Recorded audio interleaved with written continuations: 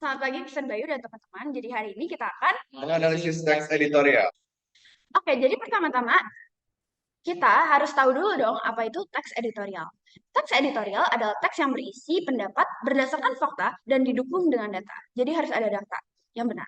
Oke, next. Apa aja sih yang harus terdapat pada teks editorial? Yang ada tiga. Yang pertama adalah pengenalan isu. Isu yang dikenalkan harus berupa isu yang aktual, kontroversial, maupun fenomenal. Yang kedua adalah penyampaian pendapat atau argumentasi. Biasanya pada bagian ini itu berisi fakta-fakta yang berasal dari hasil penelitian. Dan yang ketiga adalah penegasan ulang, yaitu berisi kesimpulan, saran, atau rekomendasi. Oke, jadi pada hari ini kita akan bersama-sama membahas tajuk rencana dan menganalisanya. Tajuk rencana ini berjudul Bandung Lautan Sampah, Identitas Tempat Pembuangan Kembali Melekat.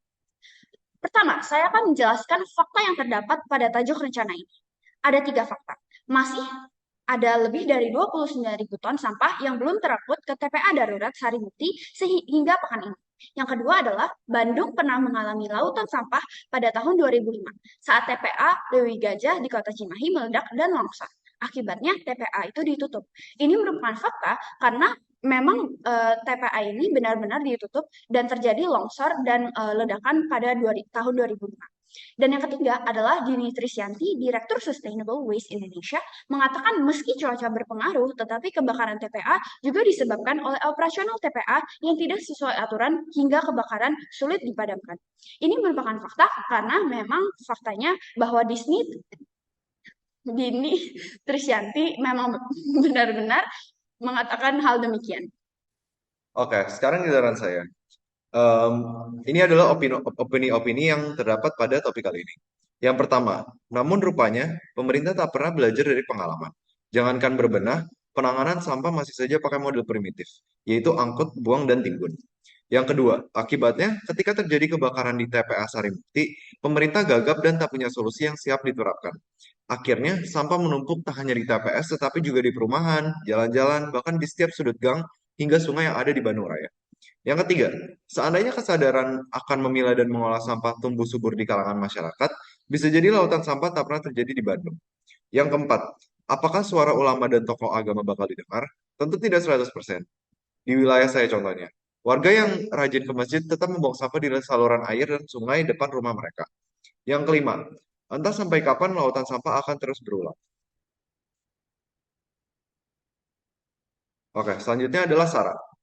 Seharusnya tragedi Louis Gajah pada tahun 2005 ini cukup menyadarkan pemerintah untuk bergegas menggugah kesadaran warganya. Sebab sebab bukan perkara mudah dan cepat mengubah mindset masyarakat untuk memilah dan mengolah sampah dari rumah tangga. Sosialisasi juga perlu diberikan agar masyarakat paham. Para ulama dan tokoh agama dinilai Bambang memiliki peran strategis di masyarakat. Tanpa dukungan ulama dan tokoh agama, program pembangunan Pemkot Bandung tentu sulit tercapai. Baik, sekarang giliran saya. Saya akan menjelaskan apa saja pengetahuan yang kita dapat dari tajuk rencana yang kami baca. Ada 5 hal penting yang didapat dari teks editorial tersebut. Pertama adalah sejarah Bandung sebagai tempat pembuangan pegawai yang berbuat kesalahan menjadi kota metropolitan. Penulis menggunakan pendekatan sejarah dengan tujuan membandingkan Bandung sekarang dengan Bandung dahulu. Ia tidak ingin kejadian Bandung Lautan Sampah pada 2005 kembali terulang, sehingga ia memberikan saran pada pemerintah tentang bagaimana cara mengurangi pembuangan sampah yang berlebih. Yang kedua, kami mendapat pengetahuan mengenai pentingnya isu lingkungan. Teks juga menyoroti masalah kebakaran tempat pembuangan akhir dan menunjukkan bahwa masalah lingkungan seperti ini dapat terjadi karena pelanggaran aturan dan kurangnya pengelolaan yang baik. Yang ketiga adalah pentingnya kesadaran lingkungan. Teks editorial ini menunjukkan bahwa meskipun ada upaya untuk mengatasi masalah sampah, masih ada masyarakat yang belum sepenuhnya sadar akan pentingnya menjaga lingkungan, sehingga perlu adanya peningkatan kesadaran secara terus-menerus. Yang keempat, kami belajar bahwa pendekatan pendidikan dan komunikasi dapat membantu meningkatkan kesadaran masyarakat tentang isu lingkungan. Yang terakhir, kami belajar untuk mencari solusi paling efektif untuk memecahkan sebuah permasalahan. Di sini, penulis memberikan saran pada pemerintah untuk memaksimalkan peran tokoh agama seperti ulama, karena mereka mempunyai pengaruh besar dalam masyarakat dan dapat digunakan sebagai agen perubahan. Saran tersebut menurut kami adalah saran yang sangat efektif dan membuat pembaca terinspirasi mencari pendekatan paling efektif dan kreatif dalam memecahkan sebuah masalah.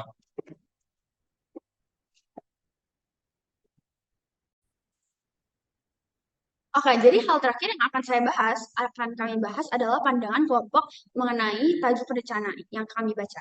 Menurut kami, teks editorial ini sangat kritis terhadap masalah sampah yang sedang dihadapi Kota Bandung. Banyak pandangan penulis yang menurut kami sangat logis, valid, dan juga sesuai dengan faktanya. Opini yang diberikan penulis juga bersifat sangat objektif dan tidak sembarangan berkomentar, dan juga sesuai dengan peristiwa yang benar-benar sedang terjadi. Kami menilai bahwa penulis sungguh-sungguh ingin melakukan perubahan terhadap Kota Bandung dengan karya tulis editorial ini. Meskipun tegas, menurut kami teks ini dikemas juga dengan sangat santai, menyenangkan, dan tidak memihak atau merendahkan pihak tertentu. Intinya, penulis menulis teks editorial ini dengan sangat baik.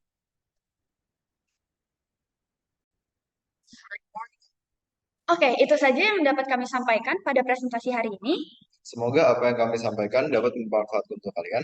Tuhan memberkati. Sampai jumpa.